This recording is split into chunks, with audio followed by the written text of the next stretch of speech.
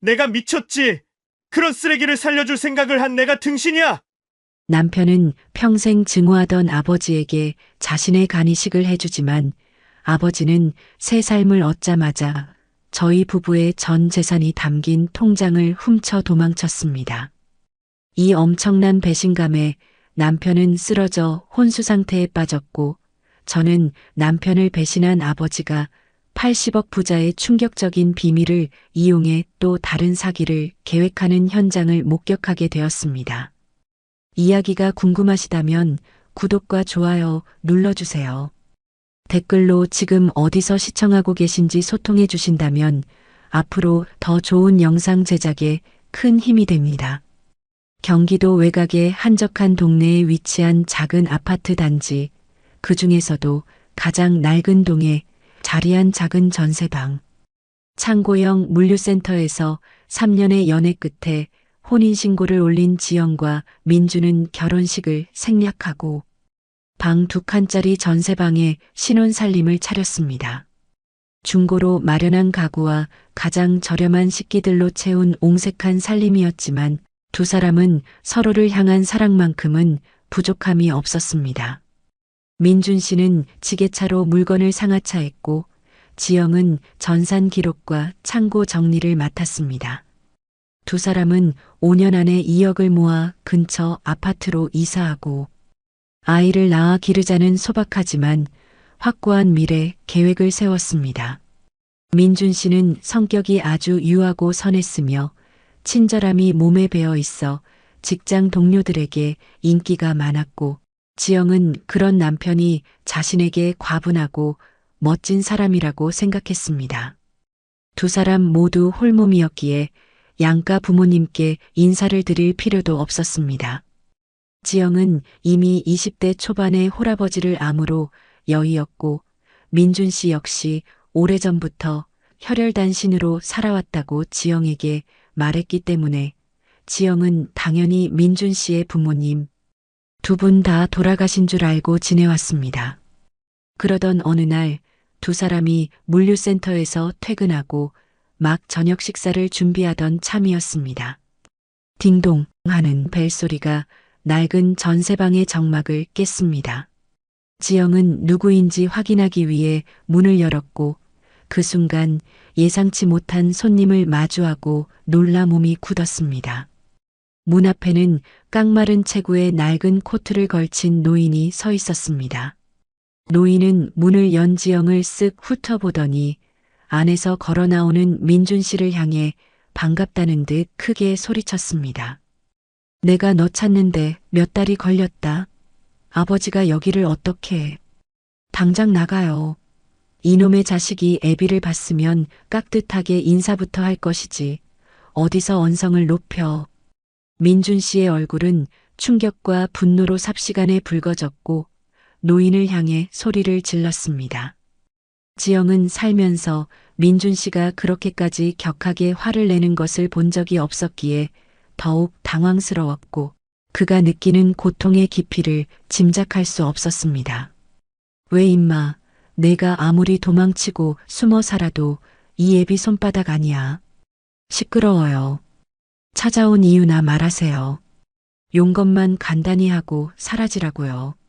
민준 씨의 분노에 찬 목소리에 노인은 잠시 입을 다물더니 시선을 지영에게로 돌리며 말을 이어갔습니다. 마치 자신에게 화를 내는 아들을 무시하려는 듯한 뻔뻔한 태도였습니다. 자네가 내 며느리인가 보네. 특출나 보이진 않지만 야무지게 생겼네. 반가워, 며느리. 지영은 민준 씨에게 부모님은 모두 돌아가셨다고 들어왔기에 갑자기 나타난 시아버지를 보고 큰 충격에 빠졌습니다. 손님이 나타난 것 자체도 충격이었지만 노인과 민준 씨 사이의 극도로 적대적인 분위기가 그녀를 더욱 불안하게 만들었습니다. 지영은 말을 더듬으며 인사했습니다. 아, 네. 반갑습니다, 아버님. 처음 뵙겠습니다. 못 본 걸 본 것 마냥 놀라는구만. 대충 상황 보니 민준이가 날 저승간 사람으로 소개한 모양이네. 내 말이 맞지? 네. 아니요. 그게 그러니까. 며느라, 쫄지 마. 안 잡아먹으니까. 며느리, 나 배고프네. 한상 차려줄 수 있겠나? 민주는 노인의 등장에 극도로 예민하게 반응했습니다. 지영이 노인의 말대로 밥을 차려주기 위해 주방으로 향하려 하자 민준 씨가 다급하게 그녀의 손목을 잡았습니다. 그가 지영의 손목을 잡은 힘이 얼마나 강했는지 그의 떨리는 손에서 그가 느끼는 분노와 공포가 고스란히 전해지는 것 같았습니다. 여보, 아무것도 하지 마. 저 사람 나한테 죽은 사람이나 다름없어. 아버지라는 말조차 아까운 인간이라고. 그러니까 당신도 무시해버려. 여보, 왜 그래? 아무리 그래도 여기까지 오신 분을 그냥 내보내. 식사라도 챙겨드리고. 좋게 대화로 해결하는 게 좋지 않겠어? 지영은 남편의 깊은 상처를 짐작하면서도 손님을 굶겨 내보내는 것은 도리가 아니라고 생각했습니다. 남편은 빨개진 얼굴로 시아버지를 노려보았지만 결국 지영의 손목을 놓아주었습니다. 지영은 주방으로 들어가 간단한 찌개를 끓이고 반찬을 접시에 덜어 상을 차렸습니다. 상차림 내내 민준의 싸늘한 시선과 노인의 뻔뻔한 미소가 느껴져 숨이 막히는 것 같았습니다. 노인은 아주 맛있게 식사를 했습니다. 식사를 하면서 그는 지영에게 손맛이 좋다며 칭찬을 아끼지 않았습니다. 지영은 그 칭찬이 전혀 달갑지 않았습니다. 노인이 식사를 마친 후 민준 씨를 향해 드디어 본론을 꺼냈습니다. 민준아, 나 돈 좀 줘라. 한 1,000만 원만 빌려줘. 이 애비가 다음 달에 큰돈 생길 것 같으니까 그때 2배로 갚으마. 노인의 입에서 결국 돈 이야기가 나오자 지영은 그제야 민준 씨가 왜 그렇게까지 흥분했는지 어렴풋이 짐작할 수 있었습니다. 남편은 예상했다는 듯 싸늘하게 코웃음 쳤습니다. 결국 돈 때문에 온 거예요? 아버지, 제가 아버지한테 또 돈을 줄 것 같아요? 사기치고 도박하고 여자 끼고 술 마시는데 흥청망청 돈을 쓰는 양반한테 제가 주머니를 열겠냐고요. 말 같지도 않은 소리 하지 마시고 밥 다 먹었으면 그만 나가세요. 이놈의 자식이 안 본 사이에 성깔이 훨씬 더러워졌네. 야, 이놈아, 다음 달에 이 아비가 2배로 갚는다잖아. 잔소리 말고 빨리 1,000만 원 인출해서 가져와. 민준의 말대로 시아버지 강철웅은 도박과 유흥에 빠져 아들의 등골을 빨아먹는 사람이 분명했습니다. 그제야 지영은 남편이 왜 그토록 아버지를 죽은 사람 취급했는지, 왜 그의 존재를 완전히 부정하며 살아왔는지 깊이 이해할 수 있었습니다. 노인은 돈을 주지 않자 바로 전세방 바닥에 벌러덩 누워버리며 돈을 줄 때까지 절대 나가지 않겠다고 선언했습니다. 더불어 겉옷까지 벗어 팬티 바람으로 집안을 돌아다니기 시작했습니다. 민준 씨는 소리를 지르고 밀쳐보았지만 강철웅은 끈질기게 버티며 한 발짝도 움직이지 않았습니다. 민준 씨는 자신의 머리를 쥐어뜯으며 제발 꺼져달라고 절규했습니다. 지영은 어찌할 바를 몰라 눈치만 보며 서 있을 수밖에 없었습니다. 남편 민준 씨는 지영에게 다가와 사과하며 곧 시아버지를 쫓아낼 테니 걱정하지 말라고 말했습니다. 그는 강철웅에게 돈만 주면 나가겠다고 말하며 여유롭게 텔레비전을 보고 시간을 때우는 모습을 지켜보았습니다. 이 상황은 단순한 가족의 다툼을 넘어선 아들이 아버지라는 이름의 몹쓸 존재에게서 벗어나기 위한 처절한 싸움의 시작이었습니다. 지영은 남편의 고통을 보며 가슴이 찢어지는 듯한 슬픔을 느꼈습니다. 시아버지 강철웅의 기약 없는 점거는 지영과 민준의 신혼생활을 지옥으로 만들었습니다. 사흘이 지났지만 강철웅은 여전히 팬티 바람으로 집안을 돌아다녔고 민준이 소리를 치며 나가라고 애원해도 그는 텔레비전을 보거나 잠을 자며 요지부동이었습니다. 민준 씨는 회사에 출근하는 대신 휴가를 내고 강철웅을 내보내려 했지만 그럴수록 강철웅은 더욱더 끈질기게 버텼습니다. 이놈의 자식이 애비를 감금하는 게 말이 돼. 당장 1,000만 원 내놓으라니까. 당신은 아버지 자격 없어요. 내 인생에 없는 사람으로 살았으면 됐잖아. 제발 조용히 사라져요. 민준 씨는 머리를 쥐어뜯으며 괴로워했습니다. 그의 눈빛은 며칠 만에 초점을 잃었고 지영은 그가 겪고 있는 고통이 얼마나 깊은 상처에서 비롯된 것인지 알기에 말릴 수도 적극적으로 나설 수도 없었습니다. 지영은 남편을 위해 식사를 차렸지만 민준 씨는 밥을 넘기지 못했습니다. 그런 아들과 며느리를 보면서도 강철웅은 태연하게 중고로 산 낡은 소파에 누워 텔레비전 채널을 돌리고 있었습니다. 지영은 남편에게 속삭였습니다. 여보, 저러다가 당신 쓰러지겠어. 너무 흥분하지 마. 일단 저 인간이 원하는 대로 돈을 줘버리고 내보내는 게 나을까? 다시는 안 찾아올 거라는 각서라도 받고. 안 돼, 지영아. 저 인간한테 돈을 주면 그건 평생 뜯어먹고 살겠다는 신호탄이야. 1,000만 원이 아니라 1억을 줘도 변하지 않을 사람이야. 난 다시는 저 인간 때문에 내 인생 망치고 싶지 않아. 민준 씨의 목소리에는 단호함이 깃들어 있었습니다. 지영은 남편의 결심을 존중했지만 이 상황을 끝낼 방법이 전혀 보이지 않았습니다. 4일째 되던 날 밤 민준 씨는 지영을 안방으로 데리고 들어갔습니다. 문을 닫고 작은 목소리로 지영에게 설명했습니다. 여보, 내가 결국 방법을 찾았어. 당신한테 이런 몹쓸 꼴 보여서 너무 미안해. 방법? 뭔데? 당신이 1,000만 원 주기로 했어? 아니, 돈을 주는 대신 다른 걸 줄 거야. 이건 당신한테도 비밀로 하려고 했는데 혼자 감당하기가 너무 힘들어서 말하는 거야. 저 인간 사기와 도박 혐의로 이미 수배가 내려진 상태였어. 내가 어렸을 때부터 계속해서 주변 사람들에게 사기를 치고 도박 빚을 졌거든. 그 빚을 나한테 갚으라고 했고 내가 20살 되자마자 도망쳐서 숨어 살았던 거야. 민준 씨의 고백에 지영은 온몸에 소름이 돋는 것을 느꼈습니다. 그토록 선하고 착한 민준 씨가 왜 아버지의 존재 자체를 지워버리고 살았는지 비로소 완벽하게 이해할 수 있었습니다. 민준 씨는 떨리는 손으로 전화번호를 하나 눌렀습니다. 난 이제 더 이상 도망치지 않을 거야. 아버지라는 이름으로 내 인생에 기생하는 저 괴물을 내 손으로 끊어낼 거야. 그날 밤 민준 씨는 자신의 모든 과거를 담당 형사에게 털어놓았습니다. 그리고 다음 날 아침 전세방에 경찰차 한 대가 도착했습니다. 민준 씨는 태연하게 강철웅에게 다가갔습니다. 아버지, 이거 받으세요.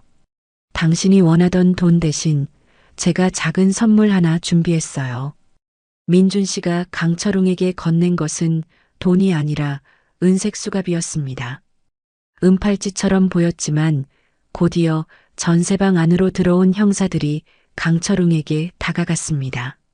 강철웅은 눈을 동그랗게 뜨고 상황을 파악하지 못했습니다. 뭐야, 내가 뭔 수작을 부린 거야? 너 지금 이 애비를 경찰에 신고한 거냐? 이 빌어먹을 개호로 자식아, 넌 이 아비가 꼴랑 돈 1,000만 원 달라고 했다고. 경찰에 신고해. 아버지가 저한테 뜯어간 돈이 얼만지는 알고 계세요? 말해 뭐합니까? 당신은 이제 내 아버지가 아니니까 제발 좀 찾아오지 마세요. 이번에 감옥 들어가면 꽤 오래 썩다 나와야 한다니까 아예 거기서 말년까지 쭉 보내시라고요. 이봐요, 아버지. 이번이 아버지라고 말하는 것도 마지막인 줄 아세요. 다시는 얼굴 볼 일 없길 바랍니다. 감옥에서 오래오래 썩으란 말이에요. 민준 씨의 절규는 분노에 가득 찼지만 동시에 슬픔이 배어 있었습니다. 아버지를 감옥에 보내야만 자신의 삶을 지킬 수 있다는 비정하고도 슬픈 현실 앞에서 민준 씨의 마음은 갈기갈기 찢겨나갔습니다. 지영은 차마 그 모습을 볼 수 없어 눈을 감았습니다. 강철웅은 짐승 같은 소리를 고래고래 질렀지만 형사들에게 질질 끌려나가며 순한 양이 되어 경찰차에 태워졌습니다. 저런 페류나 같은 자식? 너 같은 놈은 똥물에 튀겨 죽여야 해. 내가 오늘은 이렇게 잡혀가지만 다음에 기필코 널 씹어먹고 말겠어. 애비가 제대로 된 참교육 해주겠다고. 경찰차가 유유히 떠나자 전세방에는 깊은 침묵만이 감돌았습니다. 민준 씨는 그제야 긴장이 풀린 듯 주저앉았습니다. 그는 지영을 끌어안으며 사과했습니다. 여보, 미안해.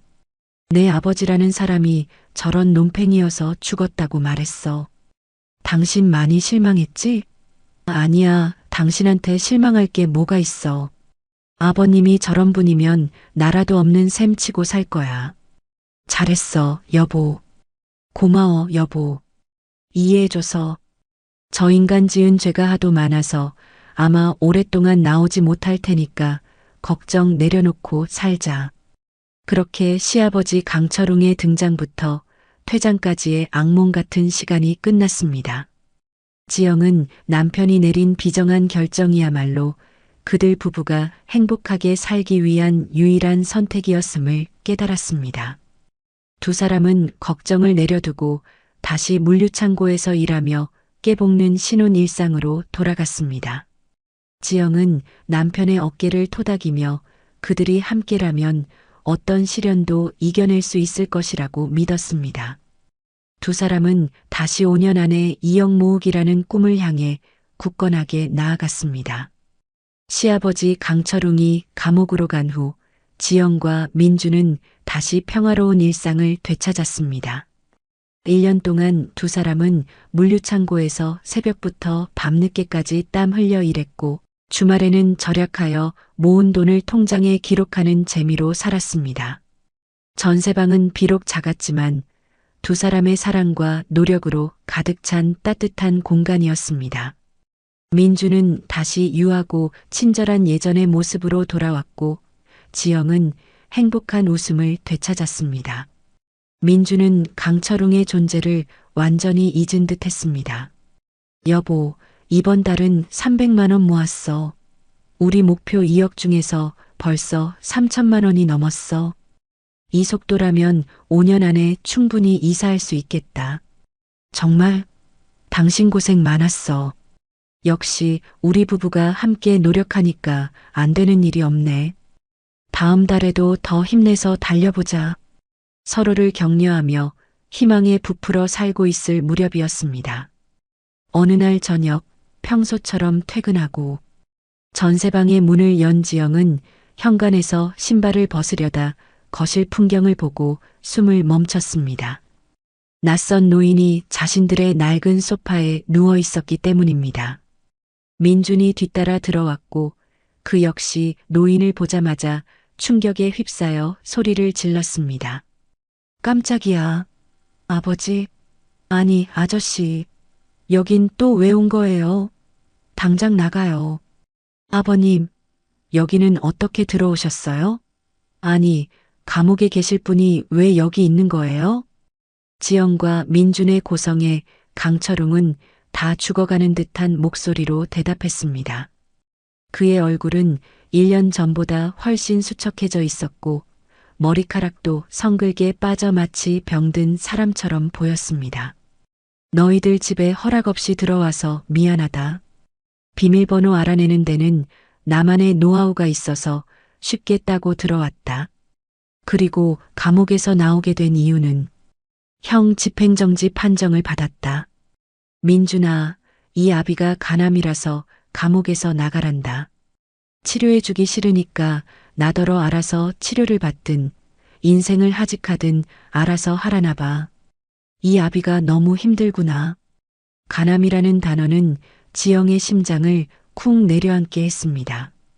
아무리 몹쓸 인간이었다 해도 죽을 병에 걸려 돌아온 사람을 눈앞에서 보게 되니 지영의 마음속에는 연민과 혼란이 소용돌이 쳤습니다. 그러나 민주는 조금도 동요하지 않았습니다. 간암? 그래서 뭐? 나더러 당신 살려달라고? 내가 미쳤어? 당신 같은 쓰레기를 왜 살려내겠어? 밖에 나가서 암으로 하직하든 객사를 하든 나랑 상관없으니까. 당장 내 집에서 나가.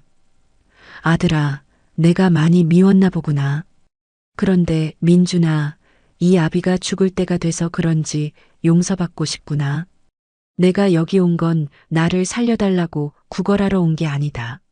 너에게 사과를 하고 떠나려고 온 거야. 강철웅이 얼빠진 목소리로 사과를 했지만 민주는 눈 하나 깜짝하지 않았습니다. 그가 아버지에게 받은 상처는 이 한마디의 사과로 용서될 수 있는 깊이가 아니었습니다. 용서, 사과? 다 필요 없어. 당신 얼굴 안 보고 살게 해주면 그게 사과니까. 당장 일어서 내 집에서 꺼지란 말이야. 이 사기꾼 노인네야. 민준이 소리를 지르자 지영은 더 이상 보고만 있을 수 없었습니다. 지영은 민준과 강철웅 사이에 껴서 남편을 말렸습니다. 여보, 참아. 아버님 아프시다잖아. 다른 것도 아니고 암이라고. 여보, 아픈 부모를 모른 척하면 나중에 당신도 후회할 거야. 최소한의 예의라도 갖추자고. 당신 마음이 심하게 다친 건 알지만 이런다고 해서 당신 기분이 풀리진 않잖아. 당신은 빠져. 저 인간이랑 하루라도 엮이면 고달프다고. 이게 다 당신을 위해서 하는 행동이니까 빠져줘. 민주는 여전히 격렬하게 저항했습니다. 지영은 남편의 상처 입은 마음을 알았지만 병든 사람을 길거리에 내쫓는 것은 인간으로서 할 도리가 아니라고 생각했습니다. 지영은 타협점을 찾으려 노력했습니다. 그럼 이렇게 하자. 아버님을 병원에 모셔드리고 최소한의 치료라도 받게 해드리자. 그리고선 만나든 말든지 하잔 말이야. 일단 아픈 사람을 병원으로 옮겨주고 생각하자고.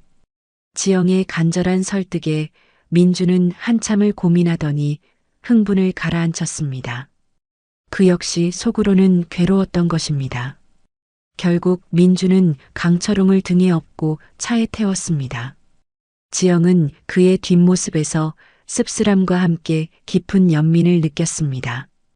그들은 종합병원에 도착하여 재검사를 하고 강철웅을 입원시켰습니다. 의사 선생님은 간암이 다른 장기로 이전되지 않아 간 이식을 하면 치료와 회복이 가능하다고 말했습니다. 지영은 감히 민준에게 간 이식 수술을 해주라는 말은 꺼내지 못했지만 최소한의 항암 치료비라도 지원해 주자고 민준에게 조심스럽게 권했습니다. 민준은 못 이기는 척 고개를 끄덕였습니다. 지영은 이 정도가 민준이 할 수 있는 마지막 선행이라고 생각했습니다. 시아버지 강철웅은 병원에서 항암 치료를 한 차례 받았습니다. 지영과 민준이 면회실에 도착했을 때 강철웅은 이전에 뻔뻔하고 악랄했던 모습은 온데간데 없었습니다. 머리카락도 많이 빠진 데다 몸까지 빼짝 말라서 숨을 힘들게 쉬고 있었습니다. 지영은 그의 모습을 보며 마음이 아팠습니다. 민준아, 내가 잘못했다. 널 제대로 키우지도 못했고 평생 너를 속이고 돈만 갈취했구나. 이런 애비가 세상에 또 있을까 싶다. 진심으로 잘못했다. 이 애비가 저승에 가면 꼭 너에게 저지른 벌 받도록 하마. 강철웅은 인생을 포기한 사람처럼 약한 모습을 보였습니다. 그의 목소리에는 진심으로 고통스러워하며 마지막을 준비하는 듯한 절망감이 묻어 있었습니다. 지영은 민준을 보았습니다. 민준은 눈시울을 붉혔지만 여전히 분노를 억누르는 듯한 목소리로 대답했습니다. 멍청한 인간아. 그러게 좀 착하게 살지. 이게 다 당신이 나쁜 짓만 하고 살아와서 이렇게 된 거 아니야. 하늘이 당신을 아버지를 벌한 거라고. 나도 안다, 민준아. 이런 못난 애비가 뭐라고 더 할 말이 있겠니? 미안하다. 정말 미안하고 미안하다, 아들아. 됐어. 당신이 사과해봤자 달라지는 건 없어. 난 계속해서 당신 미워하고 증오하면서 살 거야. 꼴도 보기 싫으니까 조용히 저승으로 떠나. 민준의 말은 차가웠지만 그의 눈가에는 이미 눈물이 고여 있었습니다. 지영은 남편의 분노가 사실은 아버지에게 인정받고 싶었던 어린 아들의 슬픔에서 비롯된 것임을 알았습니다. 강철웅은 민준의 독서를 묵묵히 들었습니다. 그래, 그렇게 하마, 아들아. 그만 가거라. 지영아, 너도 그만 가봐라. 이 애비가 너희들 얼굴 보면 살고 싶어져. 나 혼자 편하게 떠나도록 내버려 두거라. 강철웅이 삶을 포기한 듯한 말을 주저리 늘어놓자 민준이 버럭 화를 냈습니다. 의사가 그러는데 당신은 오래 고통스러워할 거래. 간 이식을 받지 않으면 병마와 오랜 시간 싸우다가 저승을 가든 살아남든 할 거래. 그런가? 그런데 이 아비가 기운이 없어서 병마를 이길 자신이 없구나. 그냥 고통 없이 떠나고 싶은데 그건 안 되겠지. 당연하지. 당신이 나한테만 상처인 줄 알아? 많은 사람들한테 사기 쳐먹어서 상처 줬잖아. 나와 그 사람들이 느끼는 고통 10분의 1도 느끼지 못했는데 쉽게 하늘에서 받아주겠어? 민준의 말이 너무 선을 넘는 것 같아 지영은 조심스럽게 남편을 타일렀습니다. 여보, 그만해. 아버님, 지금 항암제 맞고 엄청 고통스러우실 거야. 괜히 더 힘들게 할 필요 없다고. 그만하고 나가자. 며느라, 난 괜찮다. 내 아들이 날 실컷 욕하고 원망하게 둬라. 그래야 내 마음이 편할 것 같구나. 강철웅은 계속해서 약한 모습으로 사과했고 민준은 분노하면서도 슬퍼했습니다. 지영은 민준이 눈물을 흘리는 것을 보았을 때 그가 얼마나 선하고 착한 사람인지를 다시금 깨달았습니다. 그날 이후로 민준은 매일 시아버지를 찾아갔습니다. 지영도 남편을 따라가 강철웅의 상태를 살폈습니다. 그런데 강철웅의 몸 상태가 급속도로 더 나빠지는 것이 눈에 보였습니다. 의사 선생님은 빨리 간 이식을 하지 않으면 후유증으로 돌아가실 수도 있다는 말씀을 하셨습니다. 지영은 여전히 민준에게 간 이식을 하라는 말은 꺼내지 못하고 있었습니다. 그러자 민준이 강철웅을 내려다보며 마음의 결정을 한 듯한 표정을 지었습니다. 아버지, 만약 내가 아버지 살려주면 다른 삶 살겠다고 약속할 수 있어요? 뭐, 너 지금 간 이식해주겠다고 말하려는 거냐? 됐다. 내가 무슨 염치로 너한테 이식을 받겠냐. 난 그냥 고통스럽게 떠날 테니 상관 말아라. 아버지를 위해서가 아니라 날 위해서 하겠다는 거예요. 이대로 아버지 보내면 평생 죄책감에 시달리면서 불행하게 살 것 같단 말입니다. 그러니까 내가 간 이식해주면 똑바로 살겠다고 약속하세요, 아버지. 당신이 상처 줬던 사람들에게 찾아가 일일이 사과하시고 남에게 피해주는 사람이 아닌 도움되는 사람이 되란 말입니다. 이 약속 지키실 수 있어요? 민준의 절절한 고백에 강철웅은 흐느끼며 울기 시작했습니다. 나 같은 인간 쓰레기를 살려주겠다는 아들의 말에 강철웅은 진심으로 감동한 것 같았습니다. 아들아, 아니. 내가 무슨 죄를 지었다고 나 같은 놈을 살리겠다는 거냐? 제발 그러지 마라. 난 마음의 준비가 됐으니 그냥 놔 죽어라. 비겁한 소리 하지 마세요. 살아남아서 당신이 저지른 데가 치르라고요. 새 인생 살아서 나에게 존경스러운 사람으로 남아달란 말입니다. 결국 강철웅은 눈물을 흘리며 민준의 뜻을 따르기로 했습니다. 그는 살고 싶다고 고백하며 새 사람이 되겠다고 간절히 약속했습니다. 민주는 그렇게 증오하던 시아버지에게 자신의 간을 이식해주기로 결정했습니다. 이미 검사를 통해 이식이 적합하다는 것을 부부는 알고 있었습니다. 지영은 민준에게 선택은 당신 몫이니 어떤 결정을 해도 존중하겠다고 말해줬습니다. 민준의 등을 쓸어주며 지영은 그가 참으로 위대한 사랑을 실천하는 사람임을 다시 한번 확인하며 눈물을 흘렸습니다. 민준이 자신의 간을 시아버지 강철웅에게 이식해주기로 결정한 후 지영은 묵묵히 남편의 곁을 지켰습니다. 사흘 뒤 민준과 강철웅은 나란히 누워 수술실로 들어갔습니다. 수술 직전까지 민준은 강철웅에게 새로운 인생을 살라고 당부했고 강철웅은 무조건 알겠다며 고맙다는 인사를 연신했습니다. 수술실 앞에 홀로 남게 된 지영은 두 부자가 무사히 수술을 마치고 나오기를 두 손 모아 간절히 기도했습니다.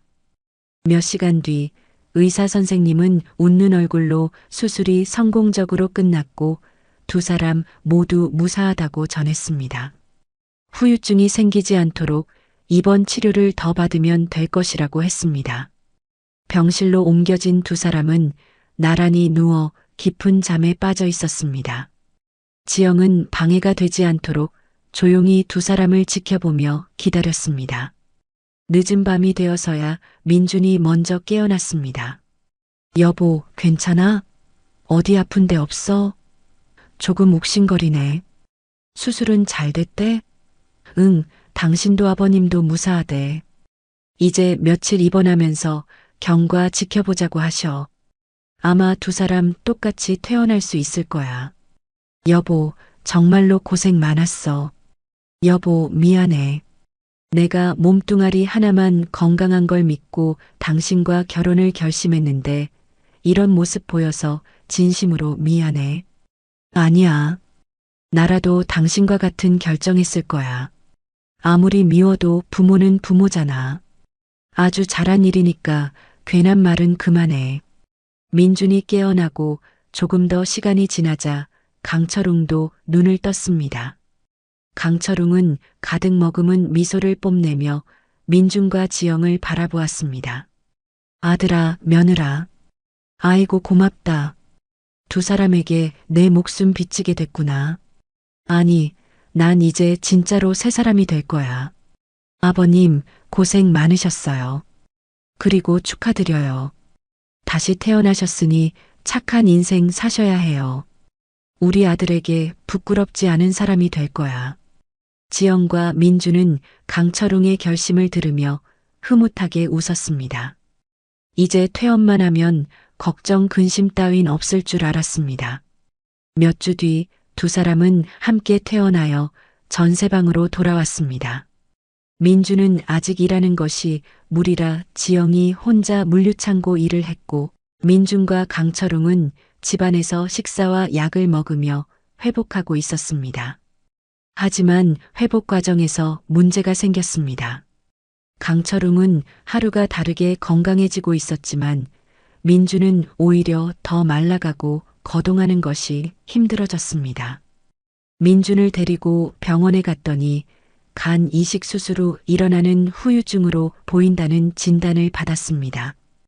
의사 선생님은 간혹 이런 일이 있다면서 크게 걱정하지 않아도 된다고 했지만 일주일에 두세 번씩 치료받으러 오라고 했습니다. 지영과 민주는 그 말을 그대로 믿었지만 두 달 뒤 하나의 사건이 터지면서 민준의 상태는 더욱 심각하게 나빠졌습니다. 몸을 완전히 회복한 시아버지 강철웅이 약속했던 모든 것을 무시하고 민준의 통장을 가지고 도망간 것입니다. 그는 예전같이 사기꾼의 삶을 살기로 작정한 듯 했습니다. 이 엄청난 배신감에 민준은 극도로 흥분하며 강철웅이 두고 간 옷가지를 집어 던졌습니다. 개 같은 짐승놈, 내가 사람 구실하라고 살려놨더니 두 달 만에 내 통장 가지고 튀어. 내가 미쳤지. 그런 쓰레기를 살려줄 생각을 한 내가 등신이야. 여보, 그만해. 당신 이러다 쓰러지겠어. 그리고 아버님이 이렇게 원래대로 돌아갈 거라고는 상상도 못한 일이잖아. 당신 탓 아니야. 아버님이 나쁜 사람이라고. 내가 그 노인네를 살려놔서 또 사기치고 도박하고 다니면 어떡해. 그놈 때문에 피해자가 또 생기면 어떡하냐고. 내가 뭐에 홀려서 그 놓친 내한테 간 이식을 해준 건지. 민주는 흥분해서 말을 뱉더니 식은땀을 흘리며 옆으로 쓰러졌습니다. 지영은 혼비백산하여 민준을 깨우려 했지만 그는 정신을 놓으려 했습니다. 여보, 왜 그래? 많이 아파? 잠깐 기다려봐. 119 부를게. 조금만 참아. 정신 놓지 말고. 지영은 급히 구급대를 불렀고 민주는 구급차에 실려 병원으로 이송되었습니다. 수술받은 병원이 아닌 다른 병원에서 검사를 받은 결과 면역력이 많이 떨어져 당뇨와 고혈압이 심하다는 진단과 함께 극심한 스트레스로 인한 쇼크가 와서 위험한 단계라는 말을 들었습니다. 지영은 장기 입원을 선택하고 남편의 치료에 전념하기로 했습니다. 문제는 또다시 돈이었습니다. 지영과 민주는 실비보험을 들어놓지 않은 상태였고 시아버지 강철웅이 통장을 훔쳐 달아났기 때문에 오로지 지영의 돈으로 입원비를 내야 했습니다. 지영의 돈은 고작 한 달 입원할 돈밖에 되지 않았습니다. 이러다간 카드 빚이나 대출까지 받아야 할 것 같았습니다. 지영은 자신이 한 푼이라도 아끼려 보험을 들지 않았던 것이 얼마나 어리석은 짓이었는지 뼈저리게 후회했습니다.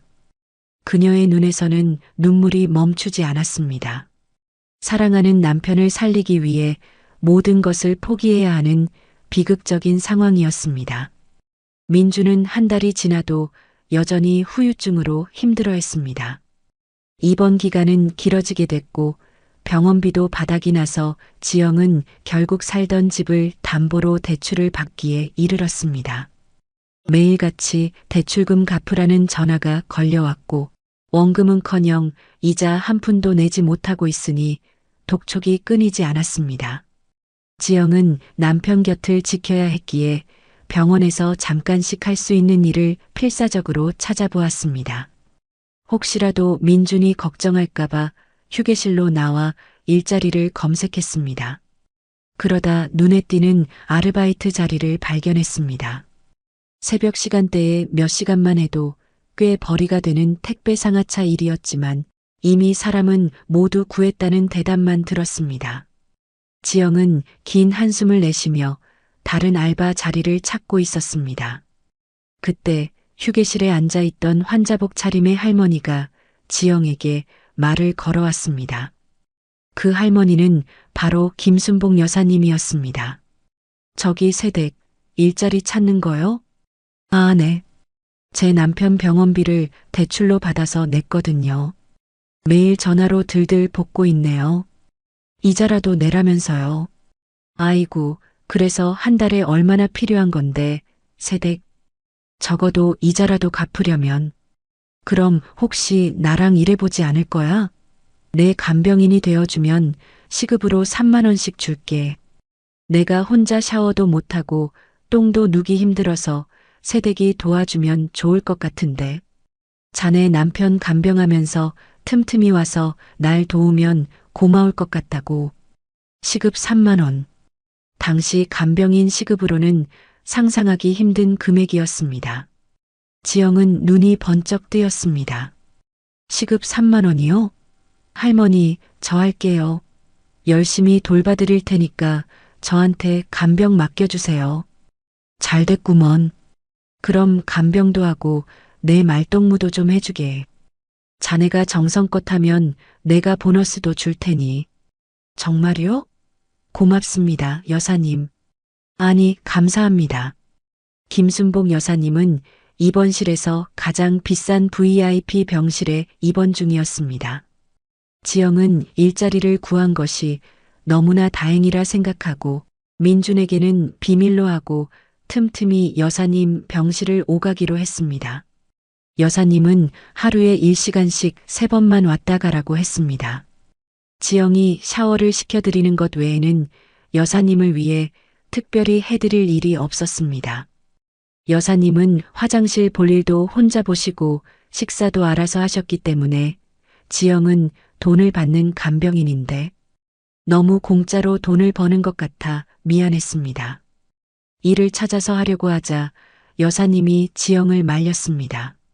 아이 새댁, 정신없이 왔다 갔다 하지 말고 나랑 앉아서 드라마나 보자고.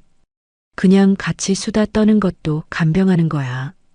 얼른 편하게 앉아. 네, 여사님. 제가 너무 공짜로 돈을 버는 것 같아서요.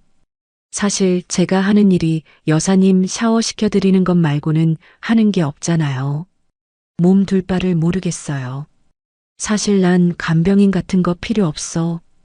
그냥 새댁이 딱해 보여서 도와주려고 한 것뿐이야. 뭐 어쨌든 오늘 자네가 할 일은 나랑 같이 드라마나 보는 거야. 지영은 여사님 옆에 앉아 드라마만 보고 돌아왔습니다. 그렇게 일주일의 시간이 지나자 여사님은 주급으로 100만 원을 주셨습니다. 지영이 너무 많다고 하자 여사님은 보너스가 포함된 금액이라며 손사래를 쳤습니다. 여사님, 이건 너무 많아요.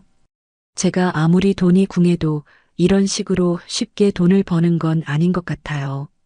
어허, 어른이 주면 그냥 고맙다고 하고 주머니에 넣는 거야. 자네 내 손 부끄럽게 할 거야? 네. 하지만 그냥 넣어둬. 새댁이 엄한데 돈을 쓰는 것도 아니고 남편 병원비 갚는데 쓸 거 아니야. 새댁, 나도 자네처럼 힘든 시절이 있었어. 내 젊은 시절을 보는 것 같아 도와주는 거니까 내 마음 편히 두란 말이야. 지영은 여사님의 따뜻한 마음에 감동했습니다. 그녀는 여사님에게 가족에 대해 조심스럽게 물었습니다. 여사님은 아들, 딸들이 모두 해외에 나가 살고 있으며 남편은 오래전에 세상을 떠났다고 했습니다.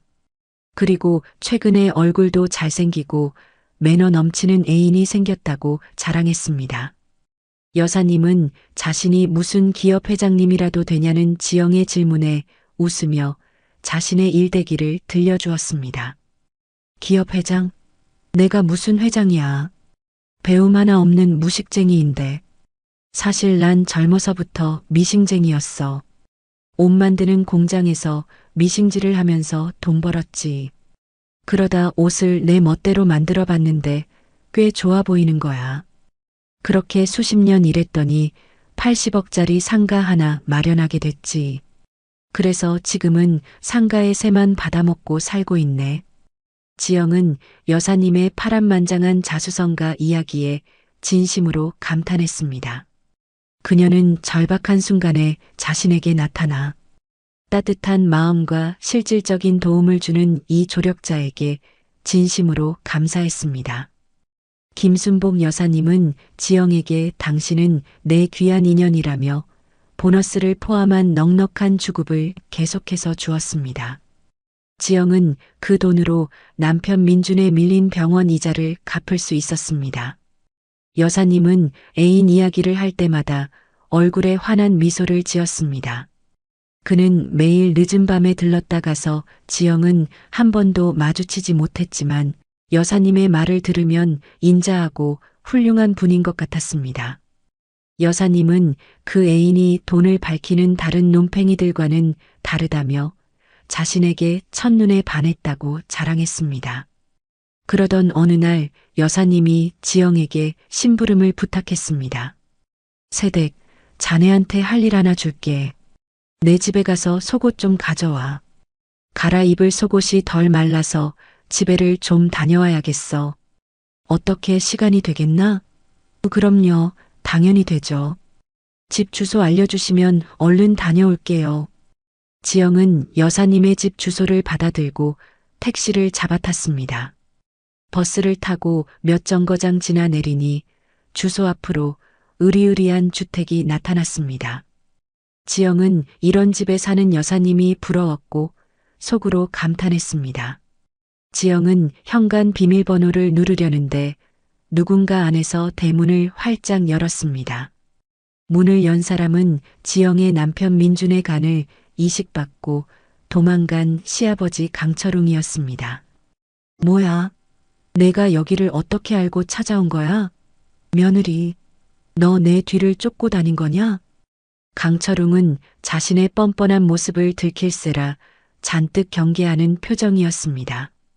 지영은 너무 놀라 온몸에 피가 식는 듯한 충격을 받았습니다. 이 상황은 단순한 우연이 아니었습니다. 아버님, 아버님이야말로 왜 여사님 집에서 나오는 거예요? 설마, 아버님이 김순복 여사님의 애인이세요? 뭐야? 내가 내 애인을 어떻게 알아? 너 뭘 노리고 있는 거야? 지영의 머릿속은 뒤죽박죽이 되었습니다. 민준의 간을 얻고 멀쩡해진 시아버지가 도박으로 탕진한 돈을 메우기 위해 80억 부자 김순복 여사님을 꼬드겨 애인 행세를 하고 있었던 것입니다. 그는 이 집안에서 지내며 여사님의 재산을 가로채려는 수작을 부리고 있었습니다. 지영은 한탄스러운 한숨을 내쉬었습니다. 아버님, 정말 대단하시네요. 여사님한테 사기치려고 붙으신 거죠? 아버님은 여사님이 말했던 것처럼 성실한 분이 아니잖아요. 지영은 자신이 현재 병원에서 여사님의 간병인으로 일하고 있다는 사실과 민준이 간이식, 후유증으로 입원 중인 사실을 강철웅에게 알렸습니다. 그러자 강철웅은 지영의 손목을 낚아채며 대문 안으로 끌고 들어갔습니다. 이거 놓으세요. 당장 여사님께 가서 모두 일러야겠어요. 아버님이 어떤 사람인지 다 밝히겠다고요. 인연이 왜 야단이야? 야, 내가 이 할망구 꼬시려고 얼마나 큰 공 들인 줄 알아. 너 행여나 입이라도 뻥긋하면 가만두지 않을 거야. 아니지, 내가 내년을 어떻게 믿겠냐. 아무래도 너 사라져줘야겠다. 그게 무슨 말이에요? 사라지다니요. 며느라, 미안하다. 내가 살려면 내가 없어져야 해. 내가 순복이 꼬셔서 같이 사는 데만 2달이 넘게 걸렸거든. 이제 80억 상가가 눈앞에 다가왔단 말이야. 그런데 내가 일러 바치면 곤란해지잖아. 그러니까 좀 사라져야겠다. 강철웅이 무슨 끔찍한 일을 꾸미는지 알 수 없었지만 당장 이 집에서 빠져나가야겠다는 생각이 들었습니다. 지영은 자신을 붙잡으려는 강철웅의 낭심을 온 힘을 다해 걷어차버렸습니다. 아, 여길 걷어차면 어떡해. 아유, 아파 뒤지겠네. 야야, 어디 가냐, 며느라. 가지 말고 내 말 좀 들어봐. 닥쳐, 이 사기꾼 놈아. 내 남편이 당신 때문에 병원에 입원해 있는데 죽든 말든 상관없다고 했지. 병원비도 한 푼 안 주고 말이야. 내 남편에게 사기친 거 바로 벌받게 해주마. 야야, 아이고, 부모 자식 간의 사기라니. 며느라, 잠깐 기다려봐. 내가 순복이 꼬셔서 상가 먹으면 절반 나눠줄게. 그러니까 멈춰봐. 우리 대화로 풀어보자고. 강철웅의 회유에도 지영은 넘어가지 않았습니다. 웃기는 소리하고 있네. 이 쓰레기 같은 사기꾼 자식. 너 잘 걸렸어. 여사님이라면 내 놈 쉽게 감옥에 보낼 수 있을 거야. 지영은 말을 마치고 바로 택시를 잡아타고 병원으로 향했습니다. 강철웅도 지영을 뒤쫓아오느라 택시를 잡아탔습니다. 지영은 여사님 핸드폰 번호를 몰라 직접 병원에 가서 진실을 전해야 했습니다.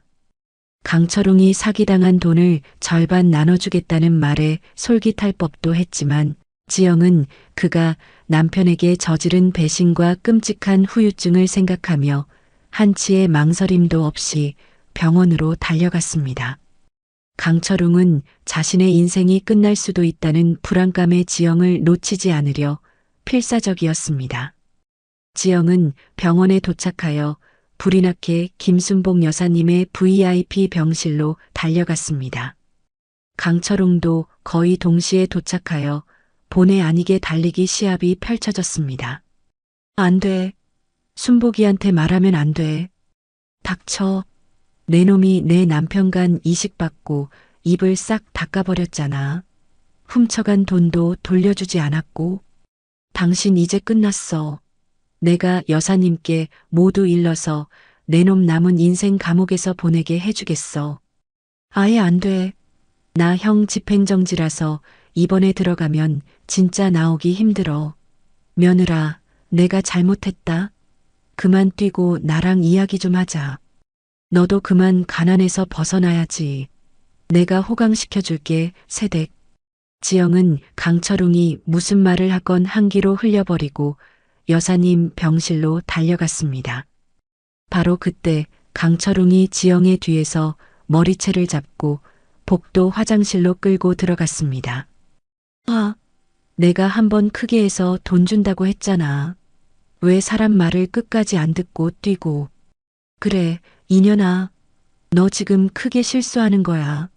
순복이한테 입방정 떨면 내 인생이 끝장이라고. 내가 사기치려고 한 걸 알면 아마 그년이 할 수 있는 모든 걸 동원해서 날 엿먹일 거란 말이야. 너 순복이가 얼마나 무서운 사람인지 모르지. 무서운 분인 거 잘 알지. 자수성가하신 데다. 인맥도 화려하셔서 너 같은 일개 사기꾼 놈. 인생 쓰레기통에 처박는 건 일도 아니라는 걸 말이야. 난 당신이 무슨 짓을 해도 여사님께 진실을 알리고 말겠어. 이년아, 안 되겠네. 너 내 말 한마디면 조폭들한테 잡혀가게 해줄 수 있어. 내가 도박장에서 일하는 건 알지. 걔들. 엄청 무섭다. 너랑 민준이를 쥐도 새도 모르게 사라지게 할 수 있다고. 넌 걸어서 여길 나가지 못할 거니까. 그럼 일단 내년을 좀 패야겠다. 그 다음에 조폭들이 와서 정리해 줄 거야. 잘 가라, 이 멍청한 거사. 너 없애버리고. 순복이 계속 등쳐먹을 거야. 난 한 번 잡은 호구는 절대 포기 못한다고. 강철웅이 주먹을 지영의 얼굴에 뻗으려는 순간 화장실 대변 칸 문이 열리며 누군가 뚫어뻥으로 강철웅을 공격하기 시작했습니다. 바로 김순복 여사님이었습니다. 개인 병실 화장실이 막히는 바람에 복도 화장실에 오셨다가 지영과 강철웅의 모든 대화를 엿듣게 된 것입니다. 이 자식? 착하고 순한 놈인 줄 알았더니 사기꾼이었다고. 세댁, 방금 말한 건 모두 사실이야? 네, 여사님. 이 인간 진짜 악마 같은 놈이에요. 제 남편한테 간 이식 받고 통장 훔쳐서 도망갔다고요. 그이가 후유증으로 시달리고 있는데 저놈은 남편 돈을 도박하는 데 썼다고요. 그리고 여사님께 사기치고 있는 중이고요. 김순복 여사님은 엄청난 분노에 휩싸였습니다. 내가 사람 보는 눈이 있는 줄 알았는데 완전히 눈깔이 삐었었구나. 이런 잡놈을 알아보지 못하고 말이야.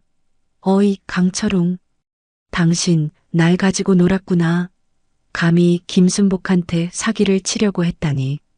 정말 용감해. 이런 제길. 내년이 돈 좀 있다고 해서 사기 좀 치려고 했다. 근데 뭐 내가 나한테 준 거 있냐? 사기를 받아먹은 게 있어야 성립한다고. 뭐 얼른 그 100만 원으로 사기죄로 넣는다고. 야, 이 미친 할망구야. 글쎄, 내가 똥 싸면서 당신이 사기꾼인 걸 듣고 바로 친한 검사놈한테 전화했어. 아마 지금쯤 형사들이랑 대동해서 여기로 오고 있을 거야. 검사 앞에 가서도 그렇게 말해봐. 강철웅은 자신의 인생이 끝났음을 직감하고 화장실 복도로 튀어나가 도망치려 했습니다. 지영과 여사님은 몸을 날려 강철웅의 다리 하나씩 잡고 넘어뜨렸습니다. 이 우라질놈아, 내 남편이 간 이식으로 살려놨더니 은혜를 이따위로 갚아. 너 같은 놈은 평생 감옥에서 썩어도 싼 놈이야. 강철웅은 괴력을 발산하며 도망치려 했고 두 사람은 결국 손에서 그를 놓치고 말았습니다. 강철웅은 두 발로 지영과 여사님을 걷어차고 자리에서 벌떡 일어났습니다. 빠져나왔다. 이 멍청한 년들아.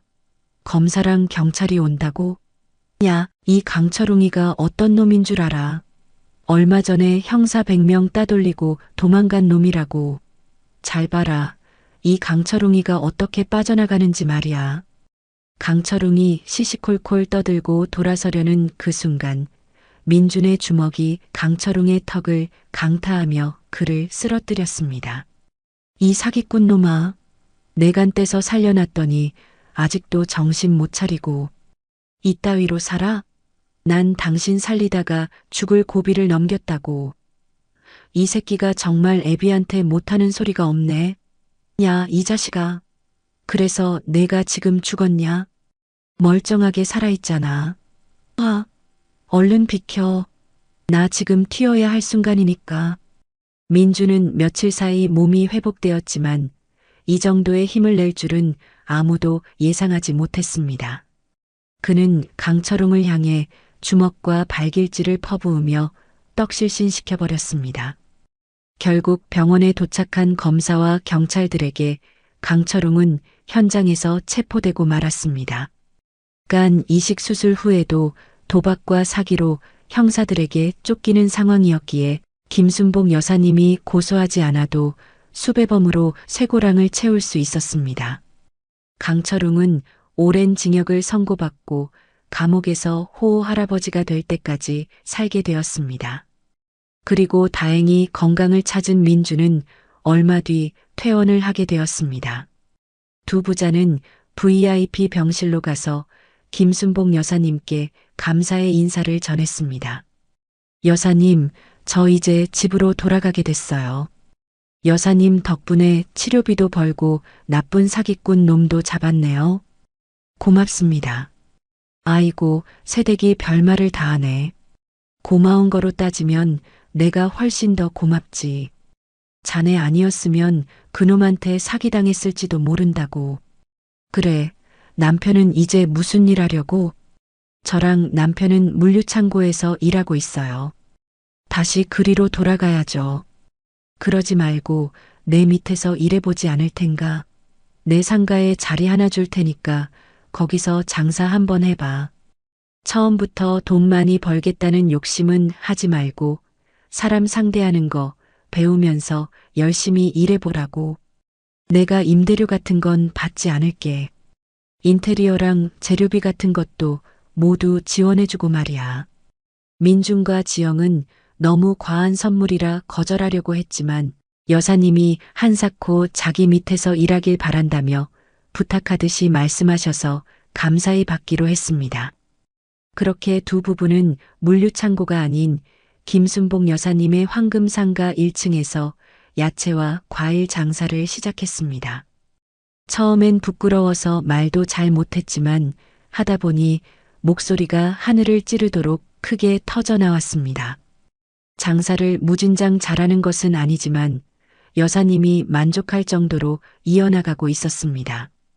민준과 지영은 악마 같던 시아버지 때문에 고통스럽긴 했지만 그 덕분에 귀한 조력자를 얻고 더욱 단단해진 부부의 사랑으로 새로운 삶을 살아가고 있습니다. 오늘 이야기를 끝까지 들어주셔서 감사합니다. 영상 보시고 느끼신 감정, 댓글로 함께 나눠주세요. 여러분의 한마디가 누군가에겐 큰 위로가 될 수 있습니다. 영상이 마음에 드셨다면 구독과 좋아요로 응원 부탁드립니다.